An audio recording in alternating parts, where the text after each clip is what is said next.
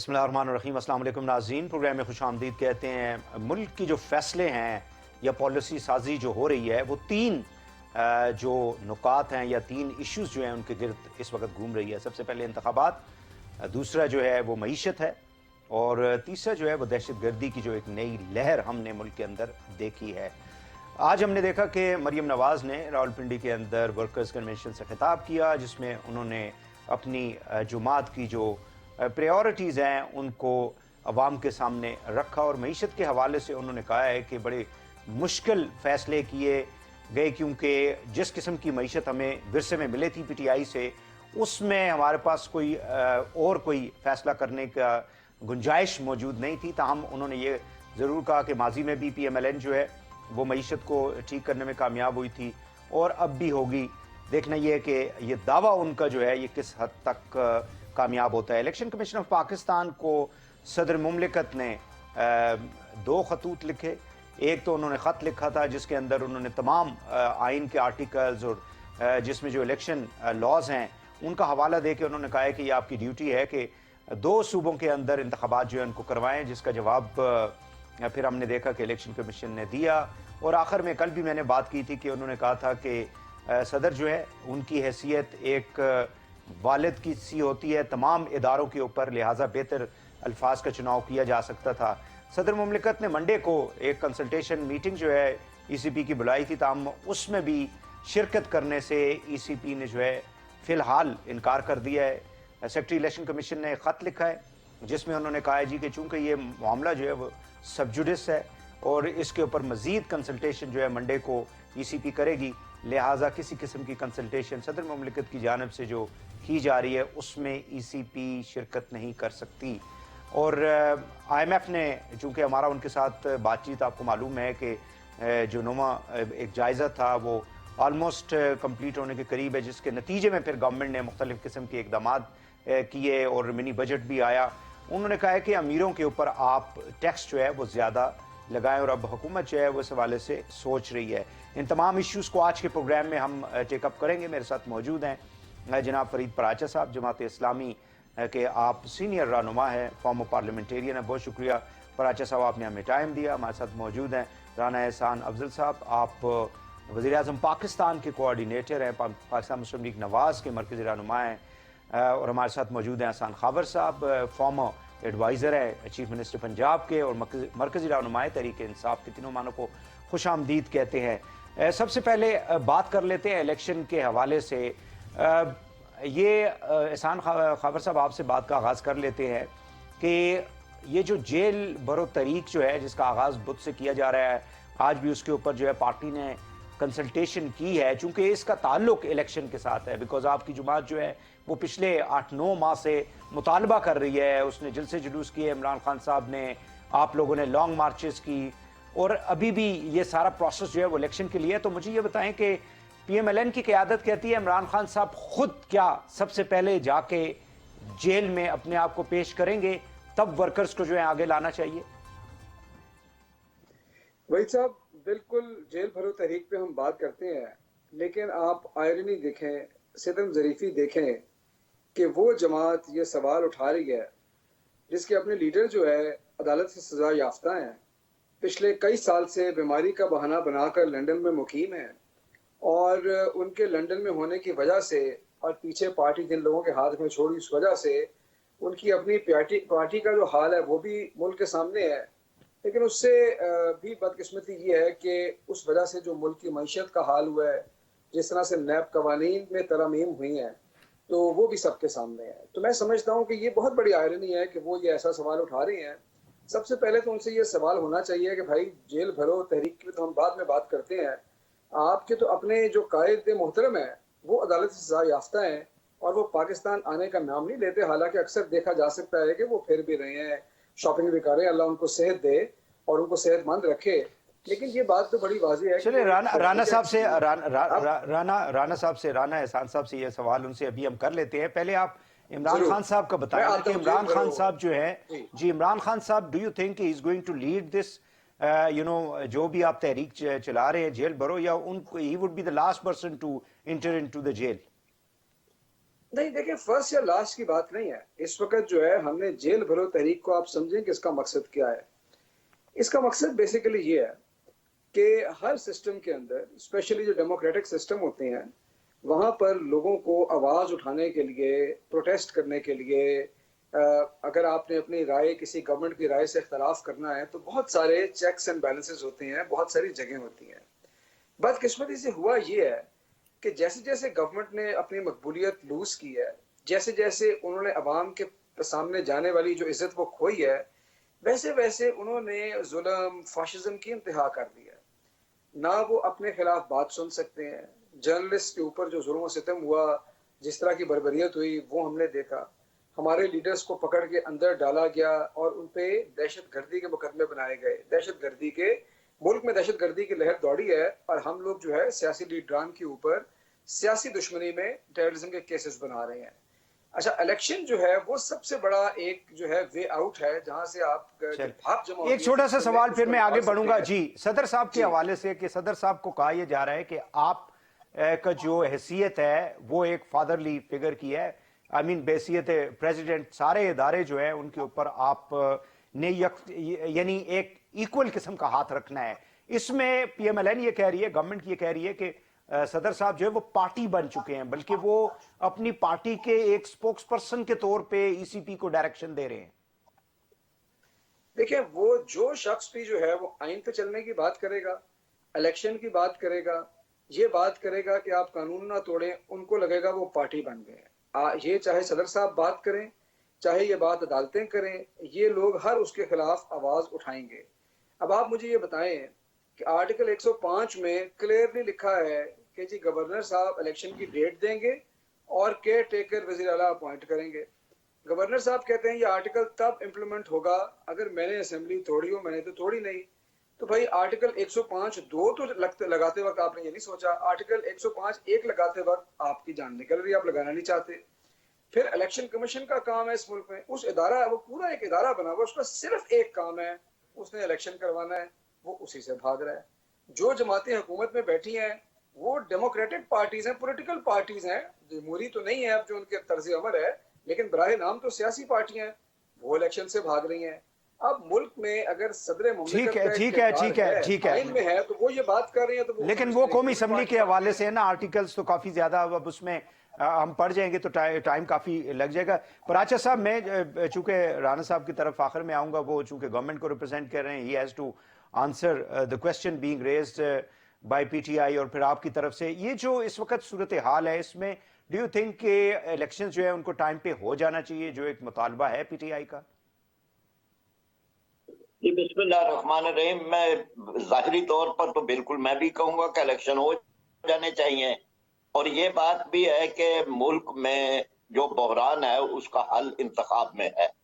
लेकिन ये कौन से इंतखाबात हों, यानी इंतखाब तो होने ही थे, टर्नओवर खत्म हो रहा था, और उसमें अगर वो अक्टूबर में हो जाए या 3 महीने पहले हो जाएं, उससे क्या जौहरी फर्क वाकया होना है।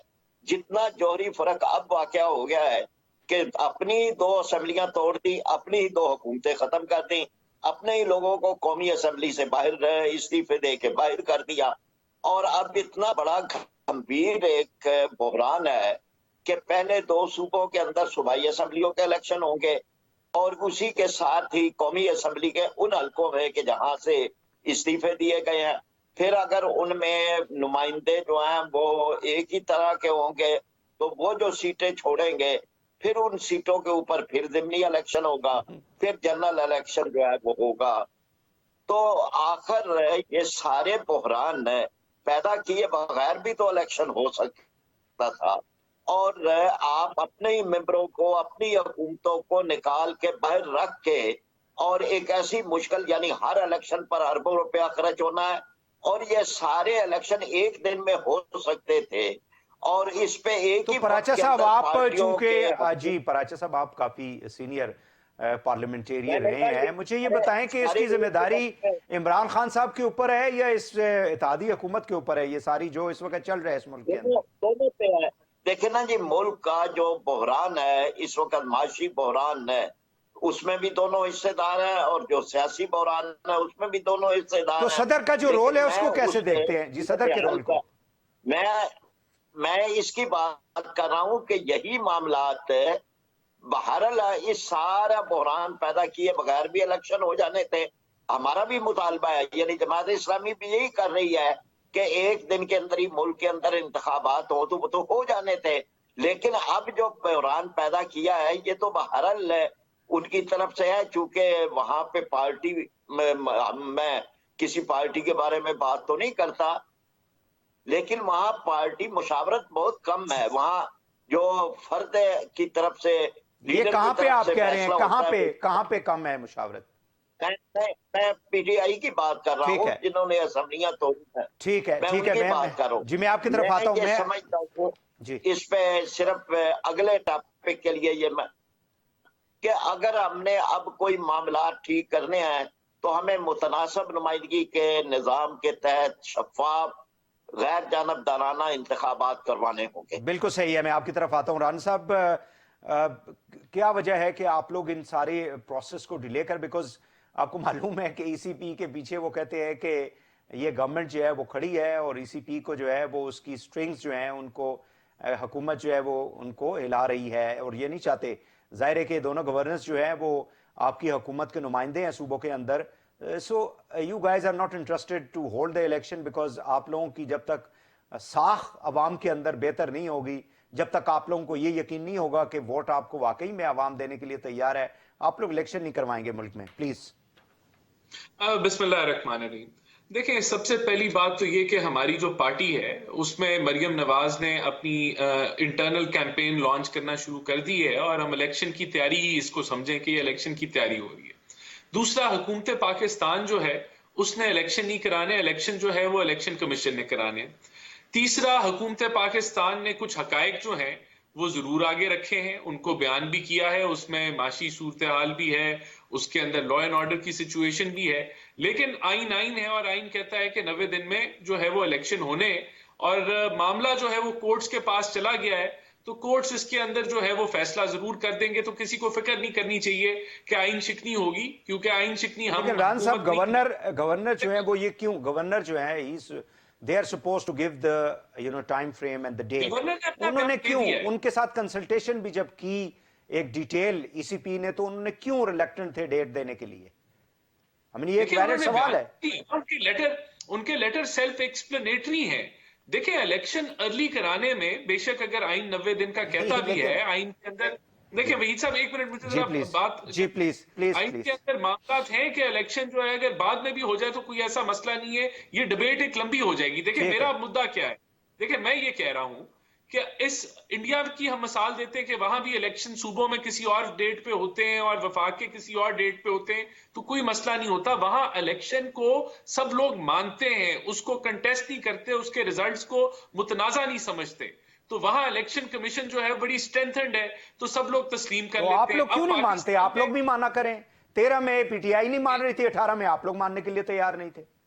अब इस माहौल में आप सूबों की इलेक्शन पहले करा लें, वफाक में हुकूमत जो है वो किसी और की हो, और बाद में सूबों में हुकूमत किसी और की हो, और वफाक में इलेक्शन हो रहे हो, तो यहां जो माहौल बना हुआ है ये तो और पोलराइज हो जाएगा। फिर सेंसस के मामलात हैं, और फर्क सिर्फ 3 महीने का है, 3 महीने से ज्यादा का और कोई फर्क नहीं है। मामला कोर्ट में है, इलेक्शन कमीशन ने कराने, गवर्नमेंट ने नहीं कराने। तो ये मेरा मौकफ है। देखिए, इसके साथ साथ मैं समझता हूं कि यहां मुल्क नहीं चलेगा, इलेक्शन सोल्यूशन नहीं है।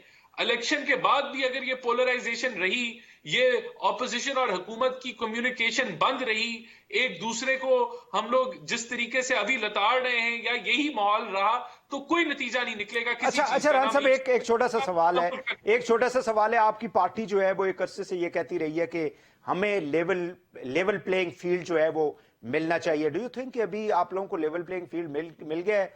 18 में नवाज शरीफ साहब जेल के अंदर थे, नायल हुए थे, और पीटीआई बिल्कुल आजाद थी। आज पीटीआई जो है वो जेलों के अंदर जाने के लिए तैयार है, और पीएमएलएन जो है वो जलसे कर रही है।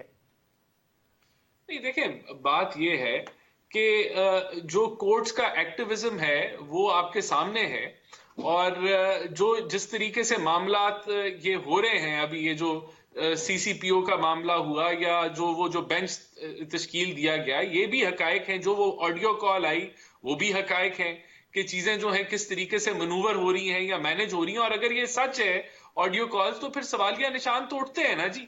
और फिर लेवल प्लेइंग फील्ड देखें, मैं अभी जिस पोलराइज्ड माहौल के अंदर जो एक दूसरे के खिलाफ का हम लोग जो नैरेटिव बना के बैठे हुए हैं, ये अच्छा जमहूरियत के लिए नहीं है।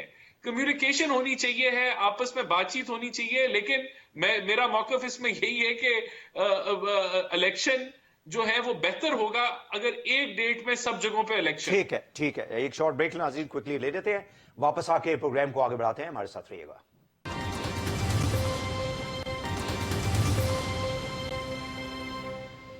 वेलकम बैक नाज़रीन। चैलेंजेस बड़े हैं और मैं हमेशा अपने प्रोग्राम से मैं ये बात करता हूँ कि सबसे बड़ा जो चैलेंज है इस मुल्क का वो मईशत है और मईशत है। अगर एक शख्स के जेब में पैसे नहीं हैं रोटी के लिए, तो आप जो भी करते रहें, आप जो पॉलिसीज़ बनाते रहें, आप इलेक्शन करवाते रहें, आई थिंक कि वो एक इररेलेवेंट हो जाता है एक इंडिविजुअल के लिए। ऑफ कोर्स ये प्रोसेस है, गवर्नमेंट्स आती हैं, पॉलिसीज़ बनाती हैं, बट मईशत जो है उसके ऊपर बदकिस्मती से ओवर द ईयर्स जो है हमारी गवर्नमेंट्स जो है वो सही तरीके से फोकस नहीं कर सकी। और आज हम एक दलदल जो है कर्जों की उसके अंदर फंस चुके हैं और किसी गवर्नमेंट के पास कोई इलाज नहीं है सवाए IMF के। हसन खाबर साहब, क्या ये जो सूरत हाल से हम गुजर रहे हैं, मतलब वो कहते हैं जी मईशत बेहतर करनी है फिर इलेक्शन की तरफ आएंगे? देखिए वही साहब, बात ये है कि यहाँ तक तो मैं आपकी बात से मुत्तफिक हूँ कि IMF प्रोग्राम जो है उसके पास जाना, उस प्रोग्राम में जाना पाकिस्तान के लिए इस वक्त नागुज़ीर है, इसमें कोई शुबा नहीं। लेकिन मईशत के अंदर दो चीज़ें हैं। आपको शॉर्ट टर्म के अंदर फौरी तौर के ऊपर मैक्रो इकोनॉमिक स्टेबिलिटी चाहिए और फिर उसके बाद जैसे उसमें से निकलेंगे फिर आपको रिफॉर्म चाहिए ताकि आप अपनी इकोनॉमी को फिक्स कर सकें, ठीक कर सकें। हुआ ये है कि पिछले 4-5 माह के अंदर इसहाक डार साहब के आने से तो बिल्कुल मईशत की चूल्हे हिल के रह गई हैं। अगर आप और कुछ भी ना देखें, अगर आप मेरी बात भी ना सुने, हमारी पार्टी का बयान भी ना सुने, इकोनॉमिस्ट की बात भी ना सुने, आप सिर्फ इसहाक डार साहब की ही पिछले 4 महीने के बयानात सुन लें शुरू से अब तक, तो आपको अंदाजा हो जाएगा कि इनकी बातों में कोई रब्त नहीं है। कभी बिल्कुल मशरिक की बात करते हैं, फिर मगरिब की बात, एक रब्त है, सॉरी एक रब्त जरूर है। वो रब्त ये है कि वो कहते हैं ये जिस दलदल में अभी हम फंसे हुए हैं या जिन जो लैंड माइन्स PTI बिछा के गई है, पांव रखते हैं तो नीचे से धमाका होता है, ये रब्त तो है उनके अंदर। वो तो इमरान खान फोबिया पूरी हुकूमत को है ना, उनसे इलेक्शन, गवर्नेंस, इकोनॉमी, टेररिज्म कोई बात कर ले उनका जवाब होता है इमरान खान। वो तो बैकग्राउंड म्यूजिक है ना, उसको तो आप डिसरिगार्ड कर दें। मैं बात कर रहा हूँ सीरियस जो इकोनॉमी वाली बात है। अच्छा, बात यह है कि पहले आते ही इन्होंने कहा जी हमने IMF को आंखें दिखानी है, फिर एक्सचेंज रेट के साथ वो जो पुराना इनका तरीका था उसे खेलने की कोशिश की। उससे ये हुआ कि हमारे पास जो ज़र मुबादला का क्राइसिस था वो बहुत शदीद हो गया और हमारी जो इंपोर्ट्स थी बंद हो गई, कारोबार चीख रहे हैं, रोज अखबारात के अंदर इंडस्ट्रीज के आधे पेज की ऐड है वो रहम की अपीलें कर रहे हैं, लोग बेरोजगार हो रहे हैं। IMF का प्रोग्राम अभी तक साइन नहीं हुआ, अल्लाह करे कि हो जाए, लेकिन जब वो होगा तो ये डार साहब की वजह से उसके अंदर जो उसका इम्पैक्ट है बहुत बढ़ गया है। अगर आप इसकी जो डाउन साइड देखेंगे ना तो आप ये समझेंगे कि तकरीबन 60-70% इसमें डार साहब का अमल दखल है, जाती तौर पर जो उनके फैसले हैं और बाकी मुल्क हैं, वरना ये लेकिन हसन खाबर साहब, आप लोग जो लास्ट ईयर जनवरी फरवरी में जो प्रोग्राम से निकल आए थे ना, उसने भी एक जाहिर है कि एक प्रॉब्लम तो क्रिएट किया था ना। मैं उस पे आता हूँ, मैं एक मिनट बाद मुकम्मल कर लूँ। अच्छा, तो बात यह है कि जो शॉर्ट टर्म में स्टेबलाइजेशन है उसके अंदर हुकूमत फेल हो गई।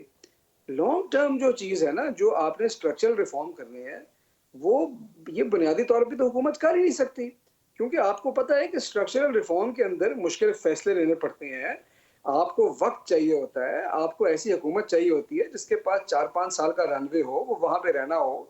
जो हुकूमत इलेक्शन की तैयारी कर रही हो वो तो कभी भी इस तरह के रिफॉर्म नहीं कर सकती। हमारी हुकूमत भी अगर आखिरी साल के अंदर उसको ना कर सकती, और ये तो कोalition गवर्नमेंट है। तो लेकिन चलिए हसन खाबर साहब, मैं आगे बढ़ूंगा क्योंकि टाइम कम है। मुझे देखिए ना, पीआईए था, रेलवेज था, इसी तरह आपकी जो एनर्जी सेक्टर था, बाकी आप लोगों ने भी तो 3.5 साल, पौने 4 साल तकरीबन जो है वो कैसे? रिफॉर्म्स हमने तो किस में नहीं किस में हम रिफॉर्म किया? सर्कुलर पीआईए को डेट, किया मैं आप बता लोगों रहा ने, हूँ ना, ठीक, रेलवेज को किया, सर्कुलर डेट सर्कुलर डेट जो है देखें, मेरी 2500 बात तक चला सुनिए। गया था।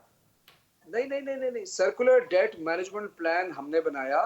हम उसकी जो एक्यूमुलेशन थी, दो चीजें हैं, एक पुराना स्टॉक चलता है और एक हर माह उसमें इजाफा होता है। हम उसके इजाफे को करीबन खत्म होने के बराबर ले आए थे और उसके बाद स्टॉक को निपटने की चले बारी चले थी। चले ये रान जैसे साहब ही से हुकूमत पूछ लेते आई, हैं, अभी तो वो इन्होंने इस फाइनेंशियल प्लान को टीम शेल्फ कर कैसे, दिया और आज पूछ इनके लेते हैं पास उनसे। कोई सर्कुलेट मैनेजमेंट प्लान नहीं सही है, मौजूद। सही है। पर अच्छा साहब, डू यू थिंक कि जो फैसले अभी इस गवर्नमेंट ने किए हैं मईशत के हवाले से, इससे बेहतर किया जा सकता था या उनके भी हाथ पांव बांधे हुए हैं? जी, एक लिहाज से तो हाथ पांव बांधे हुए हैं, और जो कुछ वो कर रहे हैं, वो आंखें भी बंद हैं, उनके कान भी बंद हैं, और जो कुछ उनको कहा जा रहा है उस पे अमल दरामद कर रहे हैं। ना गरीबों की आहें और सिसकियां उन तक पहुंचती हैं, ना वो गरीब की हालत देखते हैं। इसलिए इस लिहाज से तो जो कुछ यहाँ तक पहुंच गया है, वहां पर जो कुछ उनको कहा गया वो कर रहे हैं। 170 अरब रुपए के नए टैक्स लगा दिए, बिजली की कीमत में, गैस की कीमत में, पेट्रोल डीजल की कीमत में, रुपए की कदर में, ये सारी चीजों में अमल दरामद जो कुछ कहा गया है वो हो रहा है। लेकिन सवाल ये पैदा होता है, और ये आईएमएफ से भी सवाल है, कि क्या इस मुल्क का अशराफिया वो भी को कुर्बानी देगा, या सारी कुर्बानी गरीब आदमी में इसे दी जाएगी और बिलवास्ता टैक्स जो है वही लगते रहेंगे। यानी यहाँ पर हजारों की तादाद में वो गाड़ियां हैं कि जो गाड़ियां 3 किलोमीटर फी लीटर चलती हैं, उनमें सरकारी पेट्रोल चलता है, और वो पेट्रोल जो है वो करोड़ों डॉलरों का पेट्रोल है। डॉलरों में हम पेट्रोल इंपोर्ट करते हैं। 70वें ग्रेड के असिस्टेंट कमिश्नर के पास भी एक बड़ी गाड़ी होती है। कहाँ हम चल रहे हैं? ये कौन सा आई शानदार मुल्क एग्री, है? आई एग्री, किस बिल्कुल। दुनिया के मुल्क के अंदर इस तरह के बिल्कुल हालात बिल्कुल होते आप हैं? सही, बिल्कुल और आप सही यहाँ करें। पे कोई तैयार नहीं है जजों के पास, जर्नलों के पास, और इसी तरह से आप देख लें तो ब्यूरोक्रेट सारे। यानी ये कहीं तो ये रोकना चाहिए कि ये हम कहाँ जाया कर रहे हैं। हम इंपोर्ट करते हैं, कर्जे लेते हैं, इंपोर्ट करते हैं और दे किनको रहे हैं। फिर इसी तरह से जो अखराजात है, यानी इंतजामी मसारफ पे 30% कम अज कम उन पे कट लगाया जाना चाहिए था, जो नहीं लगाया गया। इसलिए जो कुछ इस वक्त है कि भाई आईएमएफ के अलावा चलें, आपके पास चारा कार कोई नहीं मैं है। आता हूं। एक ऐसे लेकिन एहसन साहब की आज हमने ट्वीट देखी थी जिसमें उन्होंने अपनी जो गाड़ी है ऑफिशियल वो उन्होंने वापस कर दी है कैबिनेट डिवीजन को। इस तरह से अगर सारे लोग करें तो डेफिनेटली, लेकिन एक पॉलिसी के तहत हो तो ज़्यादा बेहतर होगा। रान साहब, क्या कर सकती है गवर्नमेंट अपने अखराजात को कम करने के लिए? देखिए, जो गवर्नमेंट, फेडरल गवर्नमेंट के जो पूरी फेडरल गवर्नमेंट है वो कोई 500 अरब के उसके अखराजात हैं अपने जो हैं, और उसके अंदर तकरीबन 70 से 80% तो सैलरीज के ही अखराजात हैं। बाकी फिर दफ्तर के और चलाने के और मामलात हैं, तो उसके अंदर भी कटौती हुकूमत जो है इसके ऊपर ऑस्टेरिटी कमेटी डेली बेसिस पे मुलाकात कर रही है, और इसके ऊपर जल्द वजीर आजम एक बयानिया देंगे। हो सकता है कल या परसों तक जो है ये वो बयानिया आ जाए। उसके अंदर दो तीन चीजें, ये जो एसयूवीज की बात हुई वो भी इसका हिस्सा होंगी। उसके साथ साथ तनख्वाहें पहले ही वजीरों ने कहा है कि हम नहीं लेंगे अपनी, हम तनख्वाहों के बगैर काम करेंगे। और भी जो ये पर्क्स एंड प्रिविलेजेस हैं उसके अंदर आपको कट्स जो है वो अनाउंस होंगी। बेहतर है कि वो जब अनाउंस हो तो तभी हो, बजाय कि मैं जो इस पे कुछ कहूं। लेकिन इस पे डेफिनेटली एक सिंबलिज्म हुकूमत दिखाएगी कि ये जो मुश्किलात हैं उसके अंदर अपना हिस्सा, जो हुकूमती वज़रा है, काबीना है, वो सब उसके अंदर अपना हिस्सा डालेंगे। देखिए, बात ये है कि इन्होंने स्ट्रक्चरल रिफॉर्म्स की बात की, तो 4 साल कोई स्ट्रक्चरल रिफॉर्म्स नहीं हुई। इन्होंने सर्कुलर डेट मैनेजमेंट प्लान की बात की, तो ये कौन सा प्लान था जिसने 72 साल में जो 1100 अरब का सर्कुलर डेट था उसको 2500 अरब पे वो ले गए, 3.5-4 सालों में 2.5 गुना कर लिया। तो ऐसे प्लान से तो अल्लाह बचाए, जिस तरह इनका प्लान था लाइन लॉसेस भी बढ़ गए उसमें कमी नहीं आई।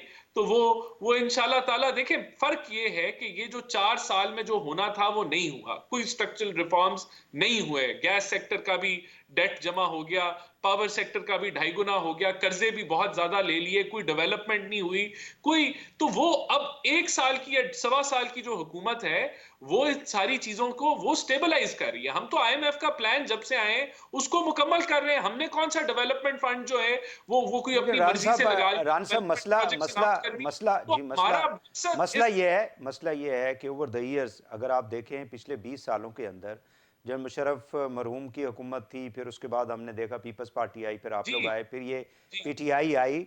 मुझे ये बताएं, ना चले हम 90s में 80s में नहीं जाते, किस इदारे को हमने ठीक किया है? हमने तो किसी इदारे को भी, किसी गवर्नमेंट ने मैं आपको बताता हूँ ना जी, मैं अब इसका सवाल हमने किया हुआ है कि keep on shifting the responsibilities. उसने किया, उसने किया। वहीद साहब 2013-18 की हुकूमत थी, टैक्स टू जीडीपी 11% पे गया, बिल्कुल गया, 11% पे गया। आज वो 9% से नीचे खड़ा है। हम लोग we were the 24th largest economy हम थे। आप इसका डेटा चेक कर लें। हम पीटीआई के दौर में 41st इकोनॉमी के अंदर पहुंच गए। आपका जो स्टॉक मार्केट थी $100 अरब पे खड़ी थी, बिल्कुल खड़ी थी। आज वो $40 अरब से भी नीचे खड़ी है। तो कहने का मतलब, जब आप इस मुल्क के अंदर एक तसलसल के साथ नहीं चलने देंगे, जब आप प्लानिंग करेंगे कि हमने जमहूरियत को नहीं आगे बढ़ने देना और हमने प्रोजेक्ट लॉन्च करने, और फिर वो प्रोजेक्ट 3 सालों बाद आप हाथ खड़े कर लेंगे कि ये प्रोजेक्ट फेल हो गया, अब फिर हम आगे बचाने के लिए ये वो गेम्स हैं जो पाकिस्तान में होती रही, जिन्होंने डिरेल किया। और यही वजूहात हैं। देखिए, बड़ा टाइम लगता है 11% टैक्स टू जीडीपी पे ले जाने में, और 3 सालों में वो आपकी 8% पे आ गई। आज 8.5 या 9% के करीब है। रान साहब, तो एक्चुअली देखें, ये बिल्कुल आप देखें, ये जो फिगर्स हैं, ये सारी चीज़ें, ये तो टेक्निकल, आप जैसे माशाल्लाह काबीना का आप हिस्सा हैं, प्राइम मिनिस्टर के आप एडवाइज़र, आप जैसे लोग या हसन खाबर साहब या टेक्निकल लोग इन चीज़ों को, आज हम ये देखें कि 5 साल पहले रोटी की कीमत क्या थी या 2 साल पहले क्या थी, आज क्या है, लोगों को क्या, लोगों को रोजगार मिल रहा है, नहीं मिल रहा है। ये देखें ना, आज देखें चीज़ें कहाँ से कहाँ चली गई है। एक आम आदमी जिंदगी कैसे गुजारेगा? रमजान आने से पहले ही होर्डिंग शुरू हो चुकी है खजूरों की, ये सारी चीज़ें अब तो मिलेंगी नहीं बाजार के अंदर, ये सारा कुछ। वहीद साहब, जब जिस मुल्क के अंदर इतना लड़ाई झगड़ा बढ़ जाए कि ऑपोजिशन हुकूमत बातचीत ना कर सके, फिर ये सोल्यूशन मुश्किल हो जाते हैं। आज हमें ये जो स्टेट ओन्ड एंटरप्राइजेज हैं जो लॉस मेकिंग हैं, हमें उनको प्राइवेटाइज करना है। वो प्राइवेटाइजेशन वो पीटीआई की हुकूमत है, वो करें, हम सपोर्ट करें, हम करें, हमारी हुकूमत हो, हम करें, पीटीआई सपोर्ट करे। ये होना चाहिए माहौल। अगर ताजरों पे टैक्स लगना है तो हम लगाएं, तो वो सपोर्ट करें, वो लगाएं तो हम सपोर्ट करें। जब तक ये चीजें नहीं होंगी इस तरीके से, ये मुल्क आगे नहीं बढ़ेगा। पॉपुलिस्ट फैसले होते हैं, वो मुल्क की मईशत को नुकसान पहुंचाते हैं। आज हमारे पास कोई गुंजाइश नहीं है कि हम पॉपुलिस्ट फैसले करें, क्योंकि आज आपके पास स्पेस ही नहीं है।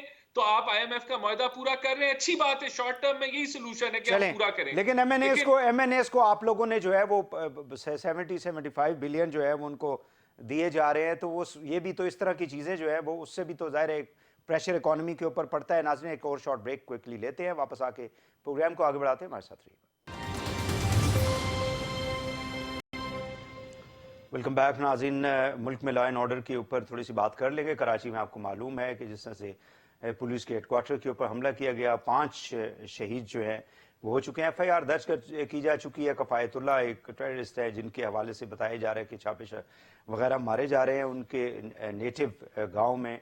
ताहम अभी तक अरेस्ट नहीं हुआ। लेकिन इंटरेस्टिंग चीज़ ये है कि जो अभी की हुकूमत है वो ये कहती है कि इमरान खान साहब ने कुछ ऐसी पॉलिसीज़ अपने दौर में मुतारफ़ करवाई, ख़ासकर टेररिज्म के, ये TTP के साथ जो मुज़ाकरात किए, उसकी वजह से आज मुल्क के अंदर लॉ एंड ऑर्डर जो है वो ख़राब हो रही है। जी हसन साहब, क्या कहेंगे? देखिए, बात ये, मैंने तो आपको पहले भी वहीद साहब ये कहा था कि इनके पास हर चीज का जवाब इमरान खान है।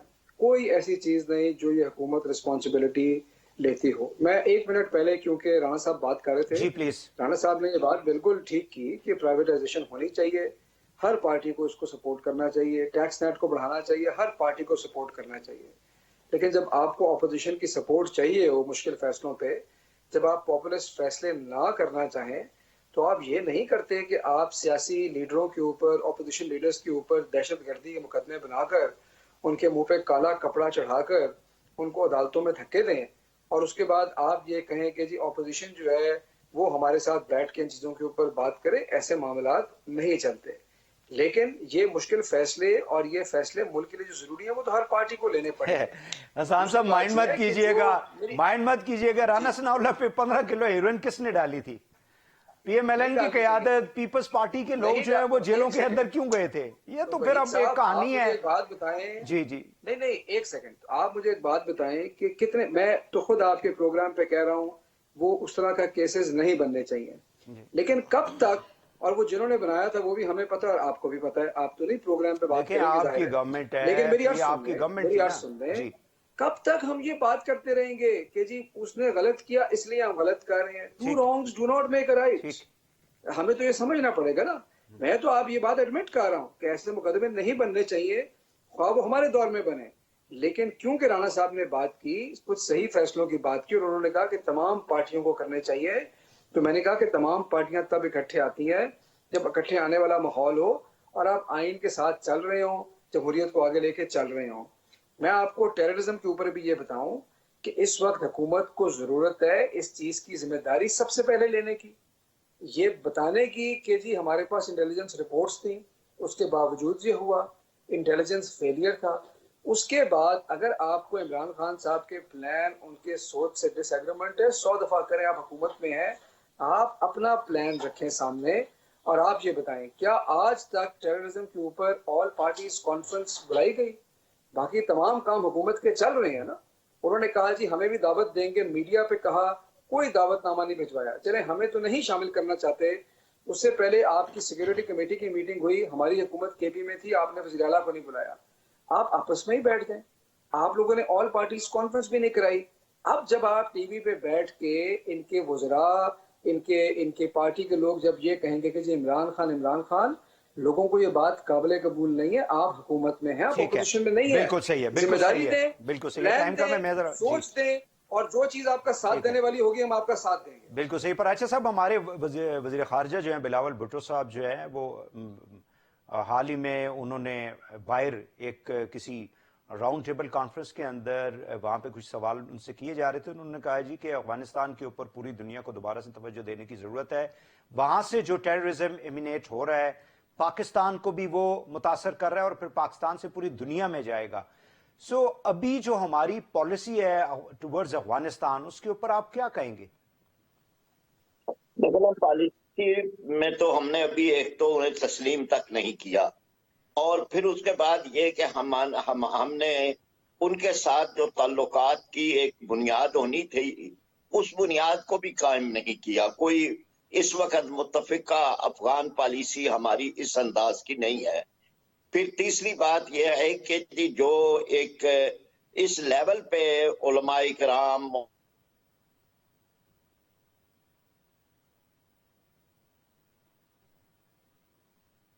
नहीं हुई और तो ये एक ऐसी मरहले में हम फंसे हुए हैं कि जहां पे हमें उनको भी एक लिहाज से टेररिज्म से अलग करना चाहिए और उन तक भी ये बात हो कि ये टेररिज्म जो है अगर बढ़ रहा है तो इससे आलमी सतह पे फिर अफगानिस्तान की तरफ जारे कुव्वतों का एक पेशकदमी हो सकती है और इसको आप रोकें। और इस सिलसिले में हमारी तरफ से अगर कोई सही पेशरफ्त होगी तो उसका लाजमी तौर पर फायदा होगा।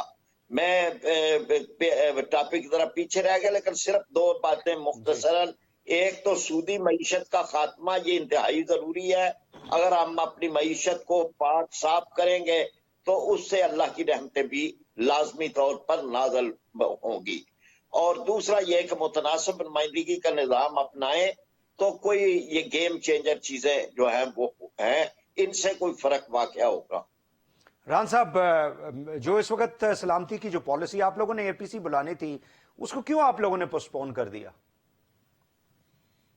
देखिए, मेरे ख्याल से वो आर्जी तौर पे पोस्टपोन हुई है, वो दोबारा बुलाई जाएगी और इनको जो है इनके साथ बाज़ाब्ता तौर पे राब्ता किया गया और एयाज सादिक साहब ने राब्ता किया था परवेज खटक और असद कैसर साहब से, लेकिन इनसे बेहतर राब्ता करके बुलानी चाहिए एपीसी, उसमें कोई शक नहीं है। देखिए, मेरा ये पर्सपेक्टिव है कि जब एक बहुत बड़ा एक हैपनिंग हुई है और वो ये हुई है कि यहां से अमेरिका ने एग्जिट किया है और अफगान हुकूमत जो है तालिबान की हुकूमत आई है, तो उसका और वहां मईशत मुकम्मल तौर पे कोलैप्स कर चुकी है।